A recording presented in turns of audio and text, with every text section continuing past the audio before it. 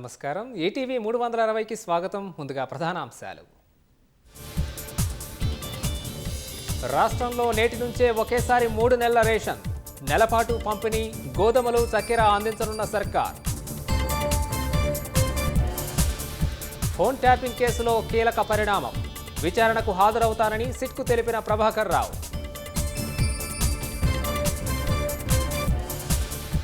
తెలుగు రాష్ట్రాల్లో పేలుళ్లతో దేశంలో కల్లోలానికి కుట్ర, సిరాజ్ సమీర్ విచారణలో విస్మయపరిచే విషయాలు.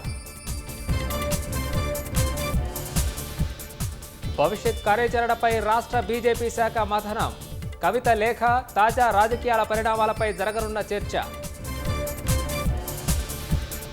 ఉగ్రవాదం వల్లే సింధు జలాల ఒప్పందం అమలుకు ఆటంకం, నిందలు మోపడం మానుకోవాలని పాక్కు భారత్ హితవు.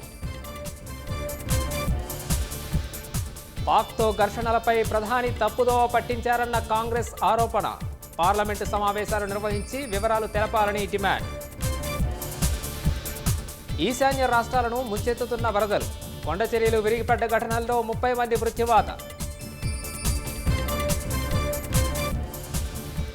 తైవాన్ అంశంలో అమెరికా జోక్యాన్ని తప్పుపట్టిన చైనా, నిప్పుతో ఆటలొద్దంటూ అగ్రరాజ్యానికి ఘాటు హెచ్చరిక.